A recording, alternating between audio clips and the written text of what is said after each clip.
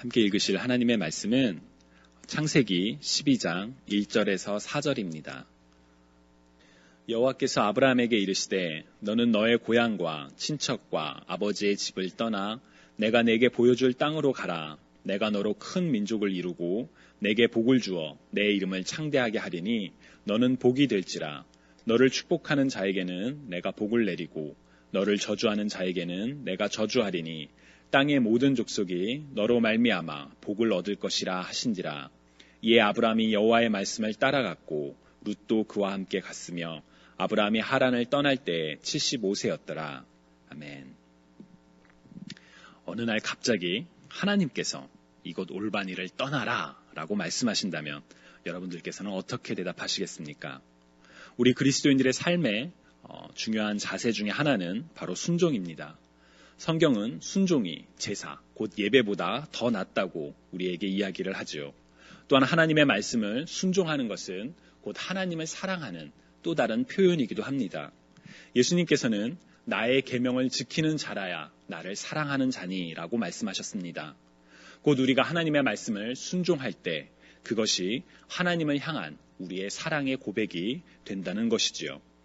자, 그렇다면 우리 그리스도인들에게 하나님의 말씀을 순종하는 것, 그것은 의문의 여지가 없는 당연하고 또한 우리가 마땅히 해야만 하는 그런 사실입니다.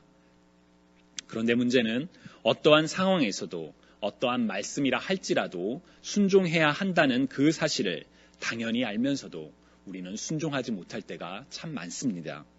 방금 전에 드렸던 그 질문, 이제 정착하여 좀 잘 살고 있는 이곳을 떠나라는, 혹은 내 인생의 많은 시간을 이곳에서 생활했던 이 터전을 떠나라는 도저히 받아들이고 싶지 않은 하나님의 말씀에 우리가 어떻게 반응하는지가 바로 우리의 믿음의 진짜 모습이라고 할 수도 있습니다.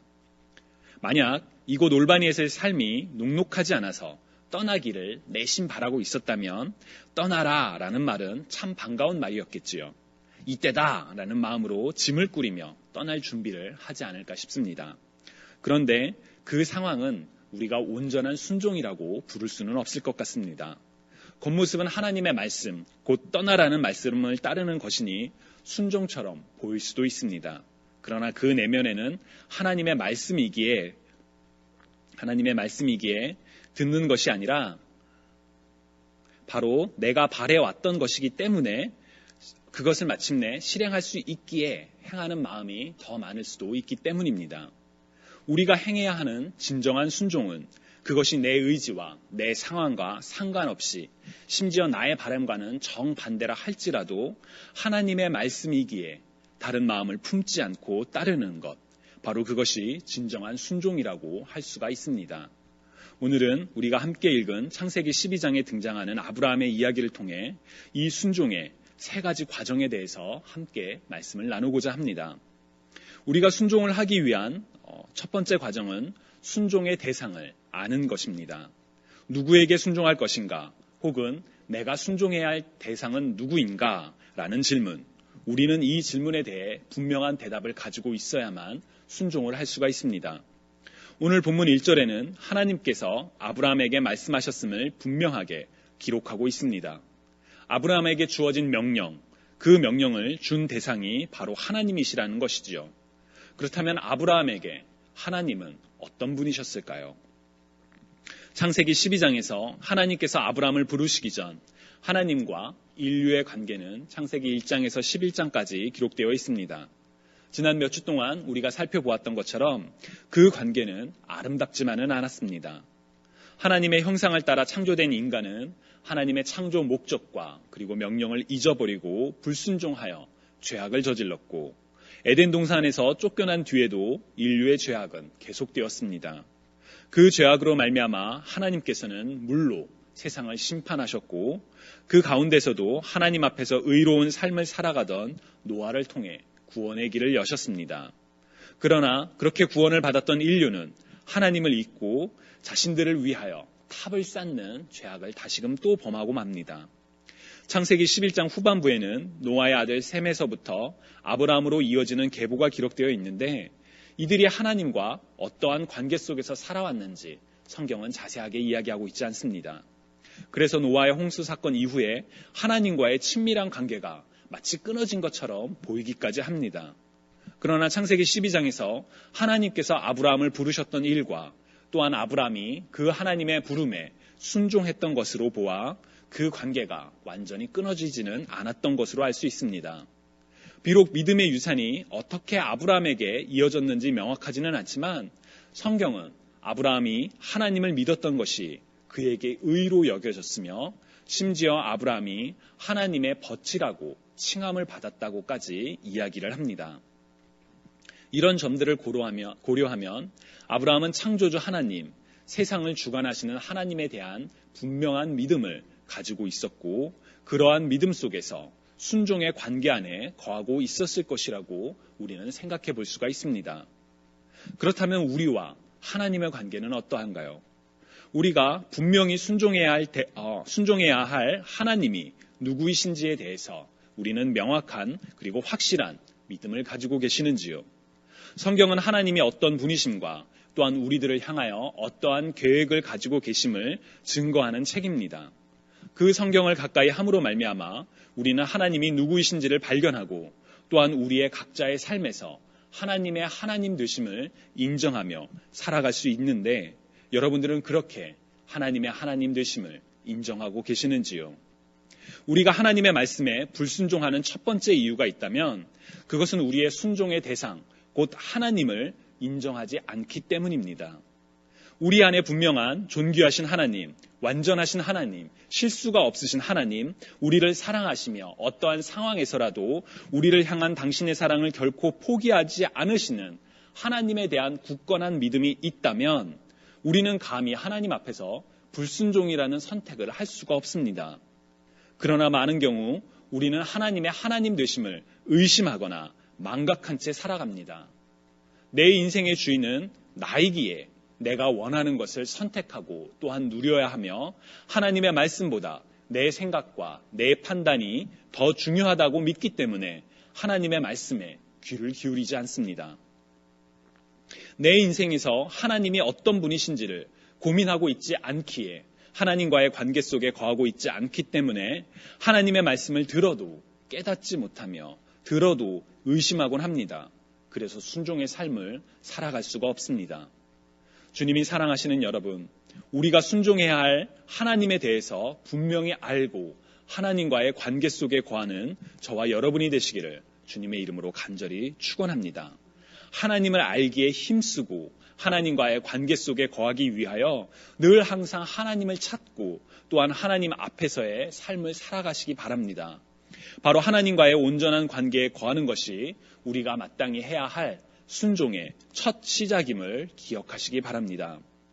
우리가 진정한 순종을 하기 위한 두 번째 과정은 주어진 명령이 무엇인지를 아는 것입니다.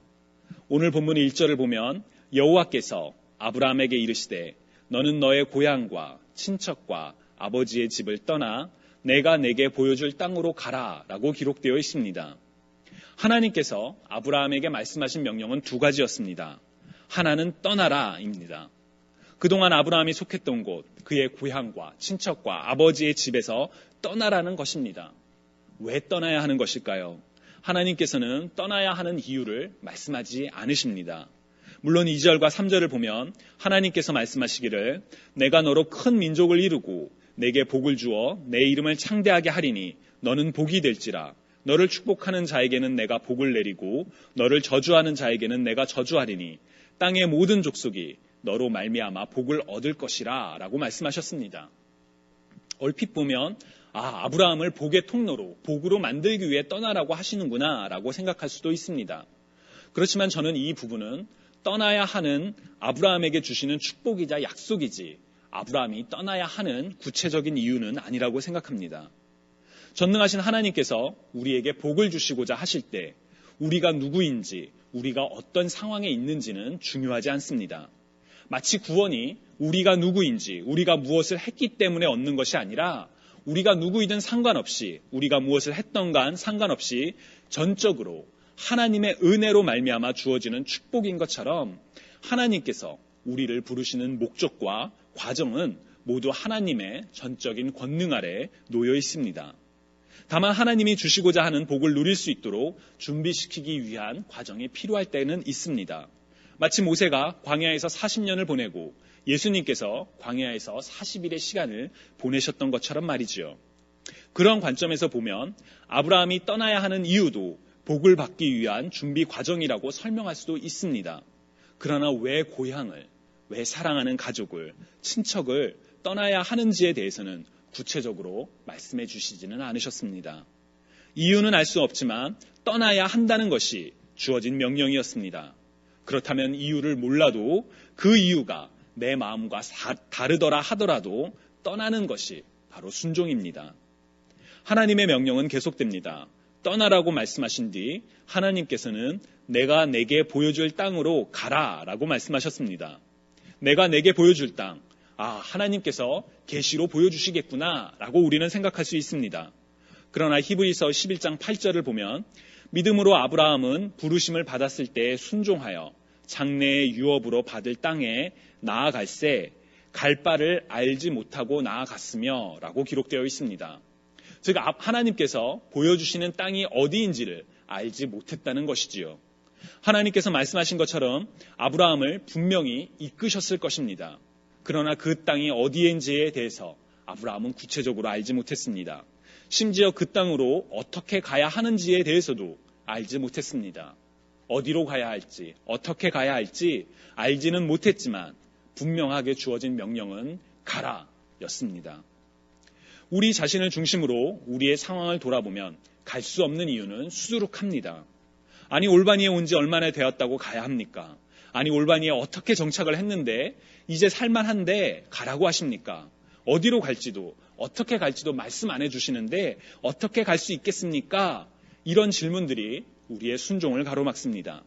그러나 우리의 생각과 판단에 상관없이 주어진 명령은 가라 였습니다. 떠나라, 가라 이 명령을 분명하게 알았기에 아브라함은 순종할 수 있었습니다. 분명 우리들처럼 아브라함에게도 많은 복잡한 상황과 떠날 수 없는 이유, 갈 수 없는 상황들이 있었을 것입니다. 그러나 주어진 명령, 곧 떠나라는 것과 가라는 것, 그것을 알았기에 아브라함은 하나님의 말씀에 순종할 수가 있었습니다. 여러분들은 어떠하신지요? 하나님의 명령을 얼마나 정확히 알고 계십니까?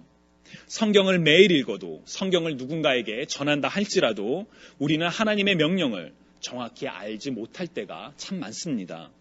그를 몰라서 이해하는 능력이 부족해서가 아닙니다. 그 명령을 받아들일 수 없는 내 자아가, 내 바람이, 내 상황이 더 크기 때문입니다. 그래서 명령이 명령으로 보이지가 않습니다. 아무리 사랑하라고, 이웃을 내 몸과 같이 사랑하라고 하나님께서 성경을 통해 끊임없이 그리고 분명하게 말씀하셔도 우리는 그 명령을 똑바로 인식하지 않습니다. 이 정도면 돼, 이 정도만 하면 되지 라고 스스로 선을 긋습니다. 공동체에 속하지 못하여 외로움을 느끼는 그런 성도를 돌아보기보다는 그냥 내가 말하기 편한 사람들과 웃고 함께 기도하면 돼, 이 정도만 교제하면 돼 라고 선을 긋지요. 마음에 불편한 성도가 있더라도 미워하지만 않으면 돼, 저주하지만 않으면 돼, 그냥 모른 채 살아가는 게 서로를 위해서 좋은 거야 라고 선을 긋습니다. 이 정도면 돼, 이 정도면 됐지. 하나님의 명령을 자신의 수준으로 끌어내리고 변질시킵니다. 어떻게 이런 일이 교회에서 일어날까요? 하나님의 명령을 분명하게 인식하고 있지를 않기 때문입니다. 주님이 사랑하시는 여러분, 하나님의 말씀을 정확히 아는 저와 여러분이 되시기를 간절히 축원합니다. 무엇이 우리를 향한 하나님의 말씀인지를 분명히 분별하고 그것을 따르는, 곧 순종하는 저와 여러분이 되시기를 간절히 소망합니다. 순종을 위한 세 번째 과정은 자기 포기입니다. 오늘 본문 4절을 보면 이에 아브라함이 여호와의 말씀을 따라갔고 룻도 그와 함께 갔으며 아브라함이 하란을 떠날 때에 75세였더라 라고 기록되어 있습니다. 저는 사실 이 4절의 앞부분이 참 궁금합니다. 오늘 본문 1절에서 3절은 하나님의 말씀, 곧 명령입니다. 그 명령에 대한 아브라함의 반응이 바로 4절입니다. 성경은 이에, 그래서 아브라함이 여호와의 말씀을 따랐다라고만 기록하고 있습니다. 그러나 이해라는 단어로만 설명하기에는 너무나도 복잡했을 아브라함의 인간적인 고민이 전혀 담겨 있지 않기 때문에 참 궁금합니다. 특히나 4절을 보면 당시 아브라함의 나이가 75세의 노인이었다라는 것을 알 수 있습니다. 이제는 떠날 때가 아니라 정착하여 여생을 잘 마무리할 것을 준비해야만 하는 그런 상황이었습니다. 그럼에도 불구하고 아브라함은 떠났고 갔습니다. 하나님의 말씀을 순종했던 것이죠. 우리가 만약 아브라함이라고 상상해 보면 이 상황이 보다 잘 이해가 갈 수 있습니다. 하나님이 누구인지를 분명히 알고 하나님께서 무엇을 말씀하셨는지도 압니다. 그런데 그 말씀대로 살아가지지가 않습니다. 왜 그럴까요? 우리의 자아가 남아있기 때문입니다. 하나님보다 더 중요한 나라는 자아가 하나님 중심의 삶이 아니라 나 중심의 삶을 원하는 그런 죄성이 우리 안에 있기 때문입니다. 하나님의 말씀을 알아도 그 말씀을 순종하는 것이 힘들고 고되다는 것을 알기에, 내 마음과 거스르다는 것을 알기에 순종하지 않는 죄성이 우리 안에 있습니다. 그 마음, 곧 내 뜻대로 살기 원하는 그 자아를 포기하지 않으면 우리는 결코 순종의 삶을 살아갈 수가 없습니다. 순종은 바로 나라는 자아를 내려놓을 때 비로소 다다를 수 있는 것이지요. 나 자신이 중요한 것이 아니라 하나님이 더 중요하며 내가 원하는 것, 내가 하고 싶은 것이 중요한 것이 아니라 하나님께서 기뻐하시는 것이 더 중요하다고 나 자신을 포기할 때, 내려놓을 때 우리는 비로소 순종을 할 수가 있습니다. 친하지 않은 사람에게 다가가 인사를 하는 과정이 어색하고 불편하겠지만 내 마음보다 나의 이웃을 향한 하나님의 사랑을 더 생각하며 다가가는 것. 상황과 생각과 환경이 달라서 잘 통하는 것 같지는 않더라도 한 교회로 부르신 하나님의 뜻을 내 마음보다, 내 판단보다 더 중요하게 여기며 다가가는 것. 나 자신의 철저한 포기가 없이는 도저히 불가능한 일입니다. 주님이 사랑하시는 여러분, 자기 포기의 길을 걸어가는 저와 여러분이 되시기를 주님의 이름으로 간절히 축원합니다. 하나님과 한 분이셨지만 인간의 모습으로 철저한 자기 포기의 길, 곧 십자가의 길을 걸어가셨던 주님을 기억하며 우리 자신의 생각과 판단을 포기하는 저와 여러분이 되시기를 간절히 축원합니다. 오늘 우리가 읽은 창세기 12장은 하나님께서 아브라함을 부르사 모든 민족 가운데 복으로 삼으시고 아브라함의 후손을 통해 하나님의 나라를 만드시며 구원의 계획을 성취해 가시는 그 첫 시작이 기록된 장입니다. 그 놀라운 하나님의 구원의 계획에 아브라함은 순종했습니다. 그 아브라함을 부르셨던 하나님께서 지금도 우리를 부르고 계십니다. 그 아브라함에게 떠나라, 가라고 말씀하셨던 하나님께서 지금도 우리에게 성경을 통해 말씀하고 계십니다. 하나님의 하나님 되심을 인정하며 하나님의 말씀이 무엇인지를 분명히 분별하며 그리고 예수님처럼 내려놓음에 자기 포기의 길을 걸으며 하나님의 말씀에 순종하는 저와 여러분이 되시기를 주님의 이름으로 간절히 축원합니다.